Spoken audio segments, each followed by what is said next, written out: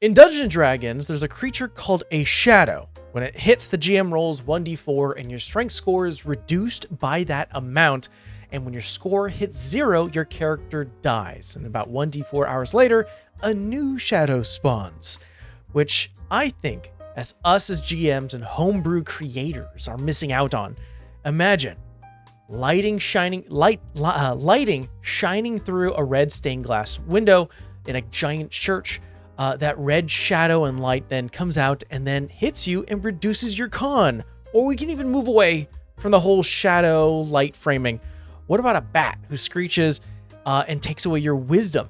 Or a slime that takes away your intelligence? I know this sounds like I'm heading into in the right direction. What I really mean to say is, min-maxers, I found a way. Definitely do like that. Was just reading a Reddit about enemies that permanently damage you. They were using a lot of like Dark Souls and Bloodborne enemies, and it's a good thing to have. It's scary, you know. Yes. Welcome players, DMs, and TTRPG enthusiasts to Above Table. All right, I'll come out and write and say it. I think while dice towers are cool, I don't think they're necessary at any table. It's kind of bulky. You don't need a vertical thing in front of you to make a problem here. And do you really need a piece of wood to help you drop your dice in a box? I'm going to get a lot of hate for this. Yes, you are. Because I'm going to be like, Titan gifted me one. Do you use it? No, it's just pretty. Yeah. Maybe it's cool bulky. though. Yeah, it's not as bulky, and it has the tray that you can like take off. But like, I don't know, dice trays and thank you, Titan. Sorry, dice trays and towers always tend to screw me, so I just roll on my really big mouse pad. I definitely do use a cheap like tray, like collapsible tray, because I end up doing a lot of like dice rolling on random, like the coffee table or wherever else, and having it contained is nice. I agree. Yeah, like having an actual box where things go. And by the way, I think this was Amber's. She got gifted this. Yeah, they sent me that from Elder Scrolls something. Very nice guy. Sorry, and he stole it. This is mine now. And so it's really nice to have an actual space where your dice go to, because the dice can pop out, especially if you're rolling on a table and they fall everywhere. There is, I was doing interviews for Arcane Circle, and there was one GM that I met, and I will not name names, but they had a rule that I was appalled by. I was like, no way could you have done this. The rule is if your die falls on the floor from a roll, you get a penalty. Which that's harsh. That is harsh because people fucking panic. Like the penalty needs to be out of game. Like you gotta buy snacks the next time or whatever, right? Like real world stuff should only have real world consequences. You need to get up and get me a Coke. People have different rules about that, though. It's like if it falls on the floor, don't count it. But then, like, some people are like, if it does fall on the floor, you could count it. Like, you got to know for sure what the answer is to that one. It's a little dicey. Like, Mike normally let us count it if it fell on the floor, but if we can't find it, I'm just rolling something else. I'm like, well, I'm usually err on the side of the player, so it's like if it fell on the floor and it was a 1, and you're like, oh, it's a 1, and I'm like, don't count it then. Don't worry about it. But if you roll on the floor and it's like a 5 out of 6, and it's like, all right, then go ahead and take it. I usually am on the side of the player. I think I would, whatever you do, then we're going to remember that, and that's what we always do.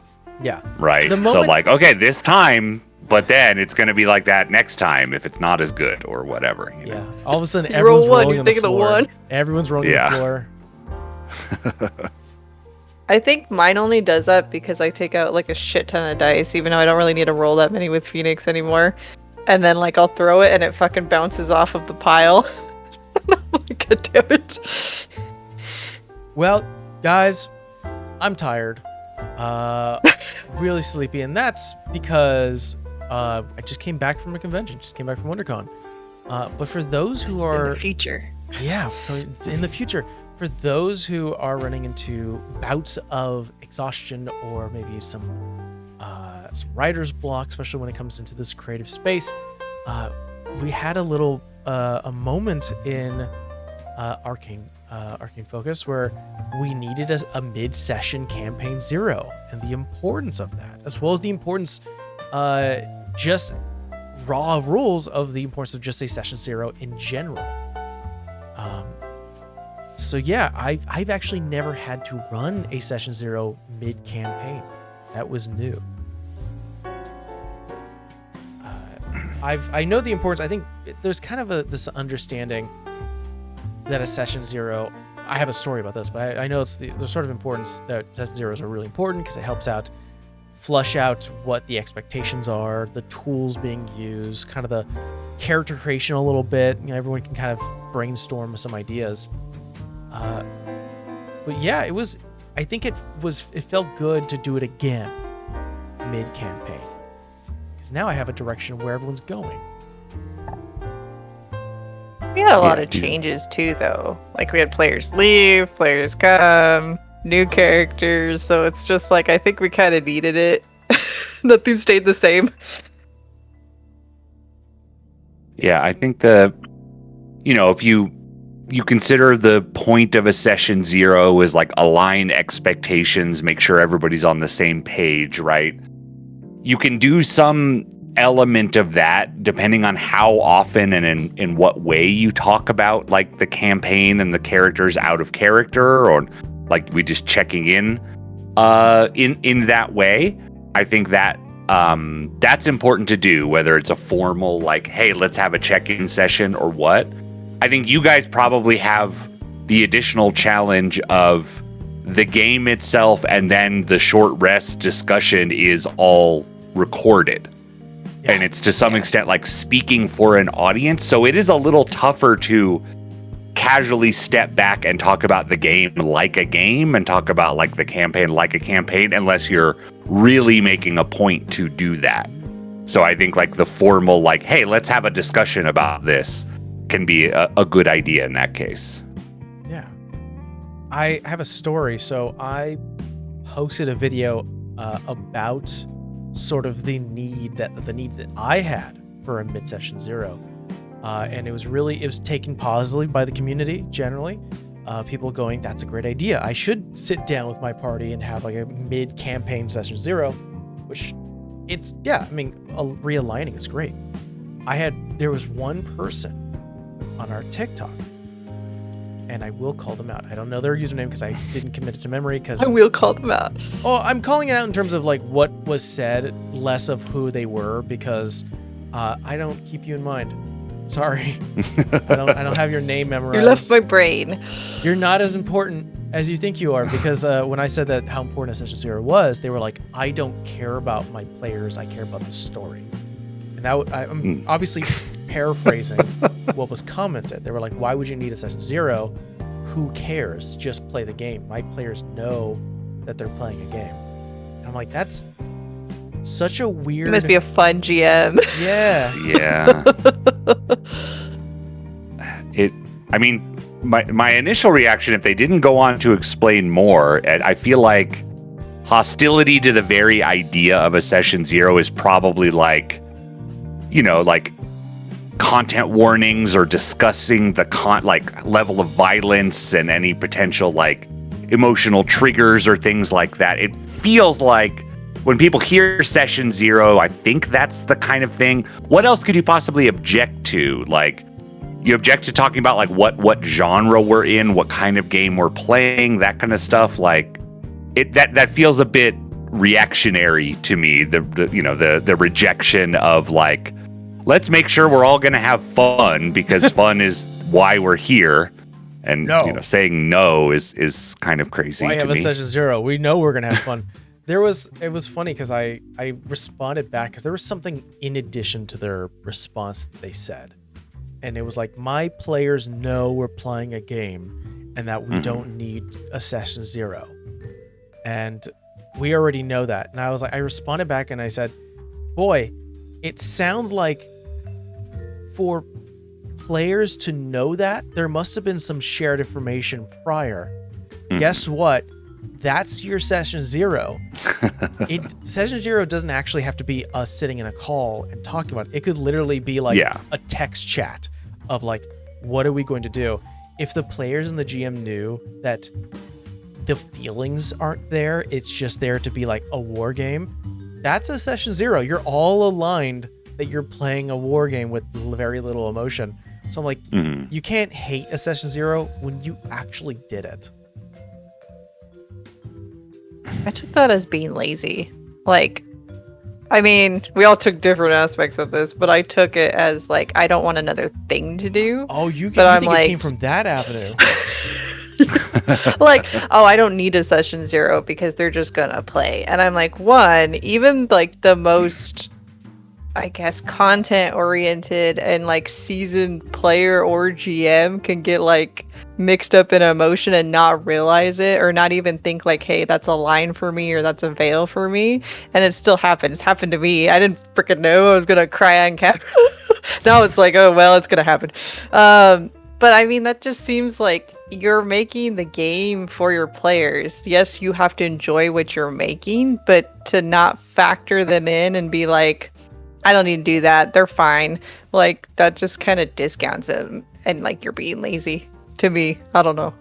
I 100% agree with, like, I think both are very valid. I think, Nick, the call out of it being a reactionary thing, I think is it's probably the most on point sort of takeaway on those. If they're saying my players know we're playing a game, to me, the only way to read that is, and it's not that serious and nobody's going to get nobody's going to invest emotions in it.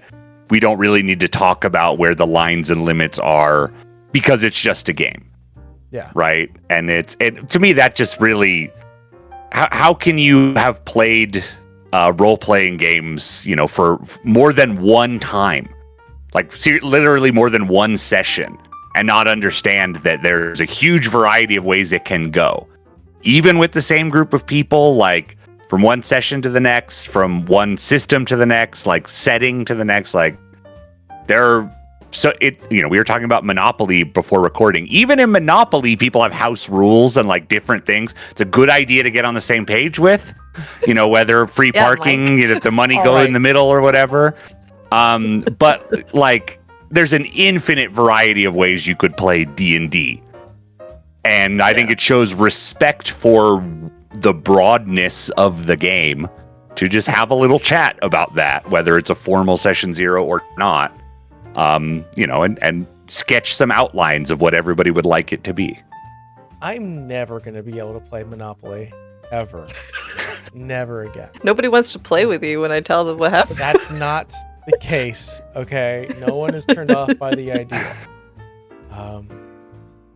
But no, I agree. There's, I mean, also session 02, I think it's more, obviously it's more beneficial in the long run, or even in the short run, because you get to, it's really, I think the fun concept of tabletop and role-playing games is you can create these characters that are unique depending on the situation, like the system you're using. They're unique enough where everyone can kind of pitch in like a personality or like an ability or a class, and that goes into session 0. That's your character creation session, or segment, figuring out what the story's about, or at least like the general vibe and keystones. That's also part of the session 0, figuring out how long this is going to go, XYZ, going through each things.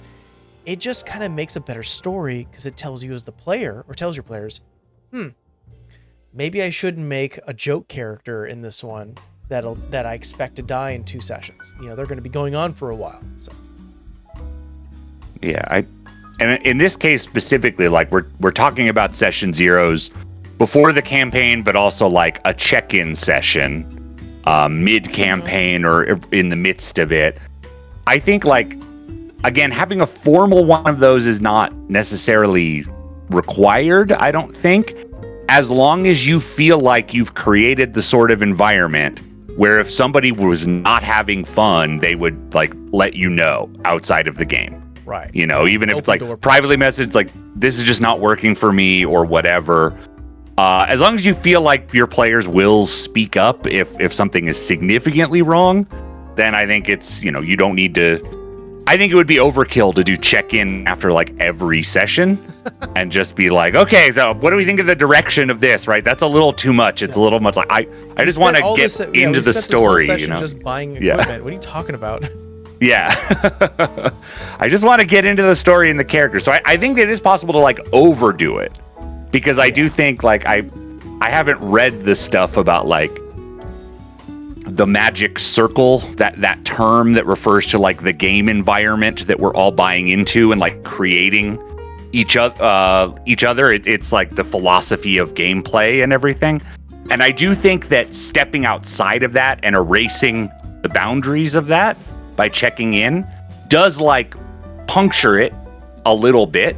It's like when, if our internet dies during a game or whatever, and we're all like snapped back to the real world, it like you do lose a little something, right? Yeah. But so I think you want to find that balance. Like, and I think part of that is creating an environment where we all have the mutual trust that we're just going to go with this for a while. And I trust you, the players, to let me know if something is really not working. And you trust that I will take that seriously if you do tell me that, like outside of the game. I think the check-in's good though, because I feel like player-wise, a character can change so many ways, like especially after so many sessions and so many level ups. It's like what you thought they were going to be might be totally different. So therefore, like all those changes in game may change your goal or outlook, what you wanted to do with said character. So it's like, oh, maybe I don't want that type of personality, or this changed it. Or, like my goal isn't even that anymore. I want to do something totally different that's aligned with the story. So I think that helps too. Well, speaking of the story at large, in terms of your character changing and things that could be introduced that does change things, we should talk about customizing magic items and weapons for your players. I'm an expert at segues. Yeah, I love custom magic items. I kind of generally lift my, like sort of, I forgot that the term is like frow your brow or lift your nose at like standard magic items. I don't know. They've got their place, but they seem so blasé to me nowadays. I like custom items, magic items. They're really I know fun. you do. Yeah, I mean, I feel similarly. Like, I do a lot of it's a balancing act, right? Because I do appreciate ones that I know have been thought about and designed and somewhat tested. So, like, where I often landed with our D&D campaign in Thomag was pulling ones from like the homebrew subreddits from like established designers. Yeah. Would find some cool ones there, because like I found the ones that were in the book like a bit limiting. There's some famous ones. I do think, we recently got the Bag of Holding and the Bag of Devouring. I think there's something to be said from getting famous ones. I mean, like, oh, I have one of these ones I've heard so many stories about outside of the game. There's also, though, like, it doesn't feel as unique. It doesn't feel as special. There's 10,000 articles and Reddit posts written about people exploiting them or, learning all the tricks of them or whatever, which can be a kind of a bummer. I think it works a little better for things like Bags of Holding, where there are fictionally probably hundreds or thousands in the game world, right? It's not the only one.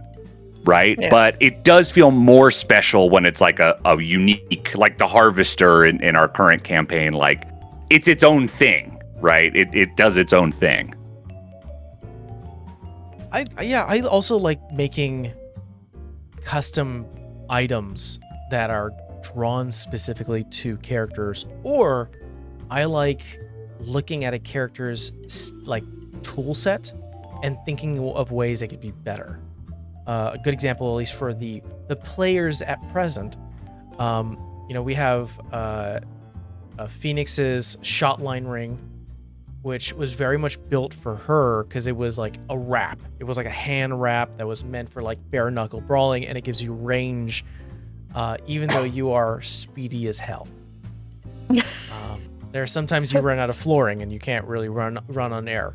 So I wanted to give you some sort of Spider-Man-esque mobility.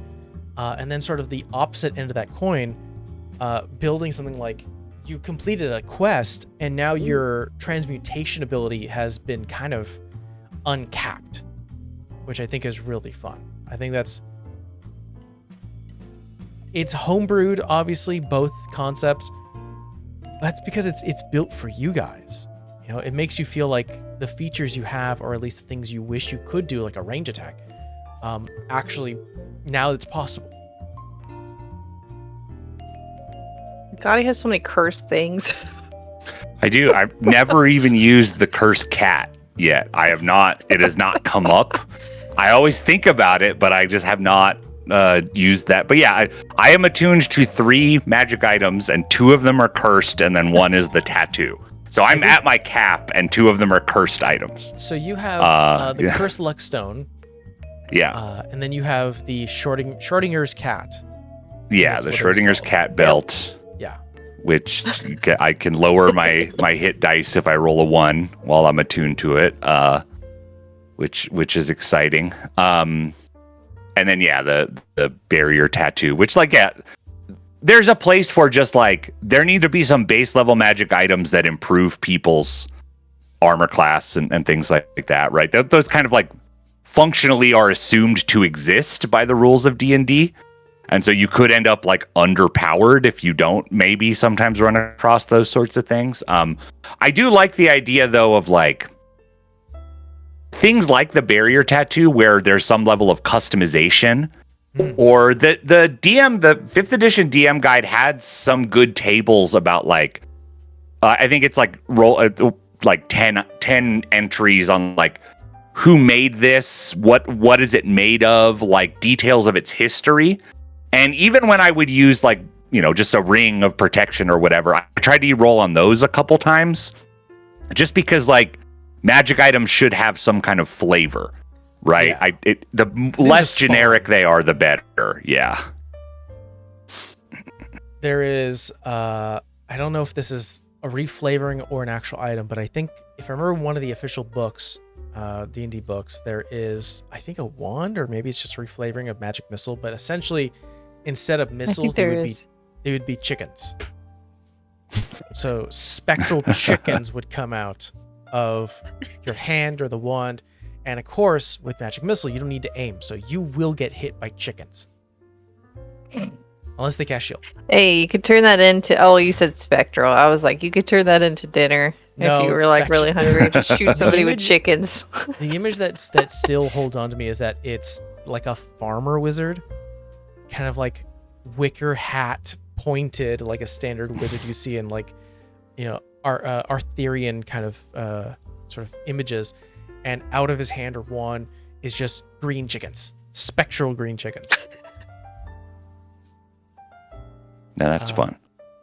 But usually when I make custom items, it obviously is usually attached to either like you guys completing a goal.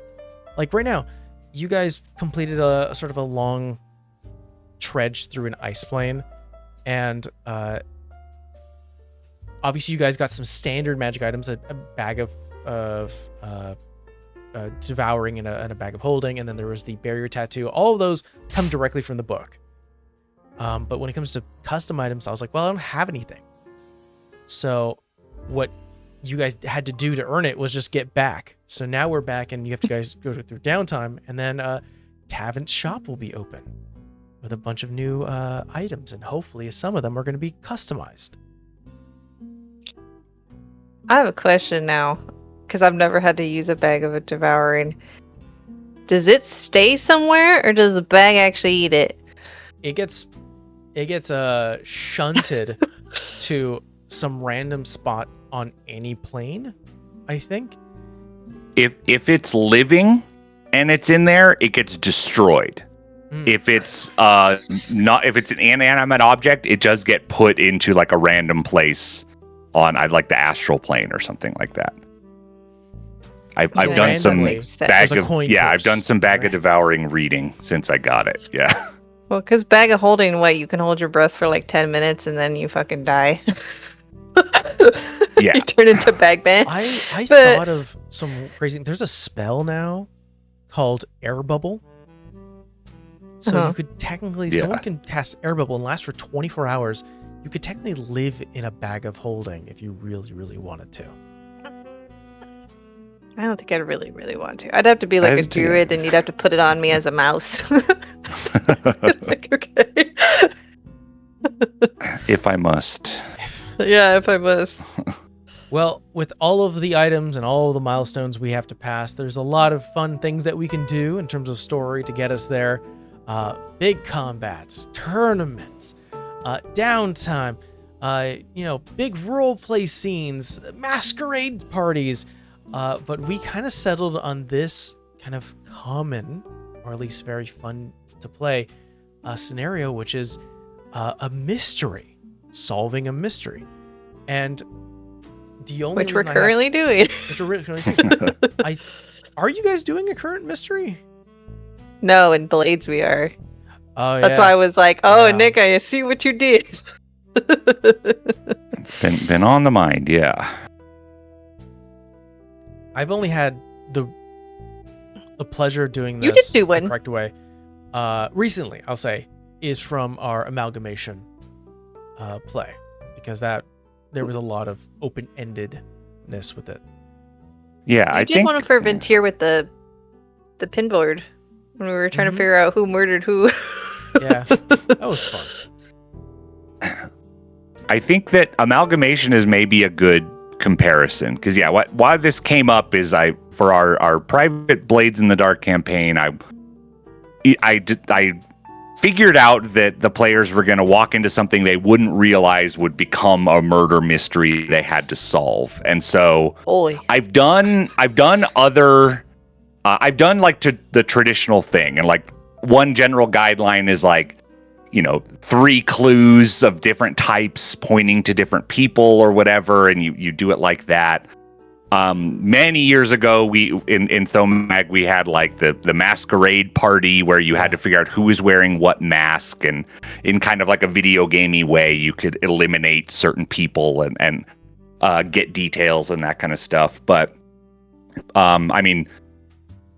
I guess the new hotness when it comes to how to design mysteries in RPGs. For a long time, it was a game called Gumshoe, which I've never played, but they have rules for like stepping aside.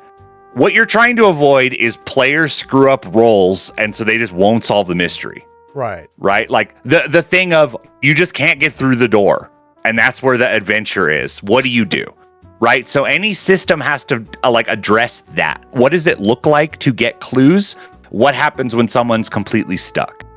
Right? And so the current thing that is in vogue and kind of like has, some people like it, some people don't, but Brindlewood Bay, the Brindlewood carved from Brindlewood system, I think it's called. It's fiction first kind of. I think the setting is like Golden Girls versus Cthulhu kind of mystery investigating stuff. Is this But the, the same deal people about- who made, For public mediums. access? I don't believe it's the same people, but I could be wrong if you look it up and I get proven wrong. But there are many games now, just like games based on Blades in the Dark, there are games based on the Brindlewood system. And the basic idea is the GM, or like from a set mystery, there's just a list of clues that can be found in a variety of ways and places. And the clues are things like a bloody knife, or like legal documents, or, a map or whatever. And the clues are supposed to be very flavorful and evocative, but the mystery does not have a set written down solution.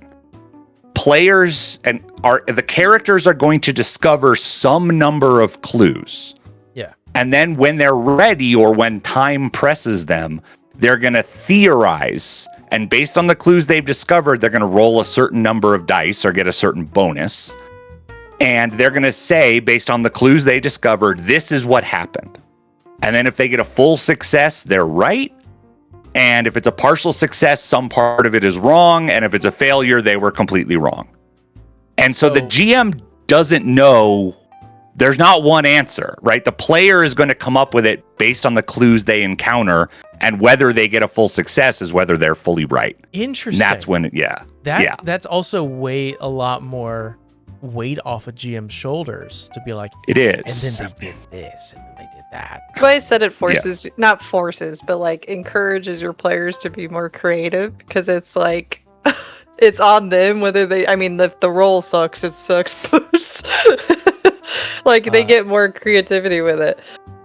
Also, Brindlewood Bay is created by the same people who made Public Access. Well, there you go. Yeah. So it's and I could see you thinking, like, you talked a bit in after Amalgamation about like how much of it was, did you know for sure? How much of it were we discovering, or was it just based on where we went and what we did? And like reading about Brindlewood Bay on like a Reddit post, like the people, we've talked about some of the advantages. People who are skeptical about it are like, I want to be solving a mystery. And it doesn't feel like you're getting to the answer. It feels like you're making something up, which isn't quite the same. And the people who defend it say what it does is simulate the mystery genre really well, because you want to get a bunch of clues and then attempt to solve it with your clues. That's what it's doing. It's not you're trying to, because there's the thing is like, the GM could put a bunch of clues down and players just fail rolls and don't find them. And then what happens? Like the clues that they found totally logically make sense for what they've described, but it turns out the GM had a different idea. Is that what really happened? Is that the way it should be? It's like we talked about it, on Discord, but it's interesting to me philosophically of like, what is the right answer? What is the story separate from what players come up with that fits the evidence that they've found, Yeah, with Amalgamation. Go for it.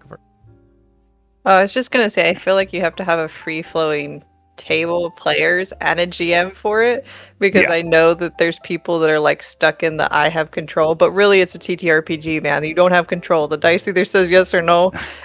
And there's rules in place that I feel like the fantasy of D&D is like you have some control. In reality you don't. So I could see like some people being stuck on like, oh, I don't like it because I don't feel like I'm in either narrative control or in much control as like I would be in a different type of TTRPG. The joy of building a mystery in Amalgamation is, I know as the director of what the creature you're currently dealing with and abilities it has. So the whole mystery that you guys are trying to figure out is not if we can find it. It's more or less you are going to find it eventually. That's why in part of Amalgamation, part of the stages of storytelling or the gameplay is an encounter. Eventually you will have an encounter. There is no avoiding it. It's the whole point. The whole point of doing the mystery and sort of the clue finding is you guys piecing together each location has some information about this piece of mystery, and it has an encounter. And so what you guys are supposed to do is try to figure out what this creature is, because that's the whole point of breaks, is figuring out, well, what kind of thing is this? How can we protect ourselves and other people? And figuring out how this break works. Like what, and it becomes more or less like the next scene you go to. If you already figured out on the first scene, that means you're kind of primed and ready for the next one. You're like, I go to the radio station and I start unplugging everything. No power. And guess what? Encounter subverted. It can't hurt you. And it's one of those things where you do get rewarded for being very smart and figuring out the pieces. But you're never going to be like, oh man, I failed everything. Well, eventually it's just going to attack you. And eventually you're going to have to fight it and either slug it out by hitting it and using powers, or be smart and figuring out what this thing actually runs on.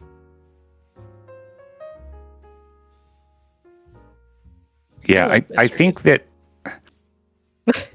maybe like it is nice to have jumped to the right conclusion based on a few clues and then see everything falling into place, right? And I feel like that happens more if there is one right answer, right? It's like, I think I know who did it. I think I know where, like, and then you go to those things, right? That feels really good. Is that feeling good enough to outweigh the frustration of guessing wrong several times and feeling like, I don't know what the hell's going on? Because that's the thing in our Blades mystery. As long as you guys are doing smart investigation and getting some successes on rolls, you will keep getting clues. And the clues are going to determine how many dice you roll when you go to solve the mystery. So the more clues you get, the better you'll be. Then it's up to whoever, or you guys as a group, to describe a scenario, who, how, why, like, of the murder that fits the clues you discovered, right? And so it's like, if you get clues, you're making progress. There will not be dead ends as long as you're succeeding. And if you're failing, then you might run out of time, and that is a reality of this, potential situation, right? Or more likely, you will have to take stress to beat the clock and all that, right? So, which is its own kind of fun thing. But like the exciting part of it, maybe for me as a GM, is like I've presented 5 potential suspects and everything. I don't know right now who did it, but after another session or two, like, you guys will tell me who you think did it, and we'll roll dice, and we will see together if that's true or not. And it could be a pretty significant thing for the story, and I like that. And it's like, we talk a lot about sharing narrative responsibility with the players, but like, this gamifies it in a pretty significant way that I think is cool. Yeah. Like, if you roll right, you're right about this major event, I guess that's true. It does rely on the shared narrative concept. Mm-hmm. It reminds me of that. I don't remember what it was called because we did it so long ago, but where we had to do, like, when we went to that crazy garden in Thomag, and we had to put like our abilities, and it was like, like magic, like 5 different words. Yeah. And then like those consequences did have a permanent effect. Like Quinn was freaking vegan. Yes, yeah, that was the Gardens of Yin was the setting, which is like an OSR setting you can buy. It is a cool setting. And the system we used was called the Terrible RPG. TEARABLE, because you're supposed to play it writing your abilities on a piece of paper, and you need to tear off a bit every time you're making a roll. And that is a very different way to engage with the game, right? It's these games that try, and I guess it's been a thing for a long time. I think maybe in like Fate, which is a pretty old system, like players get like story points or whatever that they can use to say that something happens. And sometimes, like, what is the game with the I know a guy rule or whatever? It's like you can just say that you know a person, right? Yeah. And introduce them fictionally, and the GM will just run with it. Like, that's a thing too. Or, we've talked a bit about Blade's abilities, like you always know if someone is telling you the truth. Like, those things that kind of push the boundaries of how the game normally works are just very, very interesting to me. I will say on the Blade side, knowing that someone's could be lying to you, thinking as a GM, that sucks. I hate that. I took it because I obviously, as a player, you're like, well, of course I'm going to pick this. Mm-hmm. Why would I not? I'd be stupid if I didn't. But then I have to sit back and go, man, Nick's running all. He probably hates that. It takes an adjustment, right? If you have a player who has an ability, it's not just a good insight score. If you have a character lie to them, their character knows. They know if somebody's lying to them, right? You have to adjust your thinking. But I do think it does allow for completely different scenarios than you would normally get. It's like, yeah, this guy, this armed dude who's in a rival gang is lying to you. You know that. What are you going to do about it? Oh, You know, it changes the value of like knowing whether somebody's lying. You could do it as like use it as a threat, knowing that they'll know that somebody is lying to them. Like it's fun to have it function in a different way than normal. yeah. You can't talk, Mike. You gave me a ring of truth telling last campaign. You gave me Oh, that's right. for Vera. Well, here's a mystery, everyone. It's if you guys will be joining us next time. Perfect segue.